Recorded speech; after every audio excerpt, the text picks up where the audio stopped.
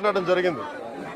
మేము 2వ తారీఖు 3వ తారీఖు నుంచి మాట్లాడుతూనే ఉన్నాం, డేంజర్ లెవెల్స్ లేవని. ఒకసారి అంతకుముందు కూడా జరిగితే ఫస్ట్ లెవెల్ వార్నింగ్ ఇచ్చాం, మళ్ళీ తగ్గిపోయిందని చెప్పారు. ఇది కూడా ఏంటంటే కంటిన్యూస్గా మనకి విపరీత వర్షపాతం, క్లైమేట్ చేంజ్, ఇవన్నీ ఈ పరిస్థితుల వల్ల రాష్ట్రం ఎప్పుడు అన్ప్రెసిడెంటెడ్, ఎప్పుడు చూడనంత వర్షపాతం ఇవన్నీ జరుగుతూ ఉన్నాయి.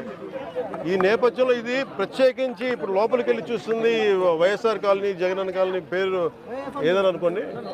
ఇది బేసిక్ ఇది ఒక 32 ఎకరాలు 33 ఎకరాల స్థలం. ఇది దాదాపు ఒక 2000 పైచిలకు లబ్ధిదారులు. దీంట్లో ఉన్నదేమో ఇప్పుడు ప్రస్తుతం 10% మంది జనాభా ఉన్నారు. 10% మట్టుకే.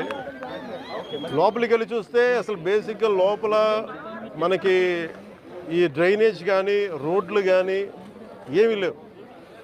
కనీసం వాళ్ళు అడిగేది అంటే కనీసం ఇప్పుడు దీనికి కనీసం బ్రిడ్జ్ ఏమని అడుగుతూ ఉన్నారు. చిన్నపిల్లలు ఇరుక్కుపోయారు అది ఇది అని.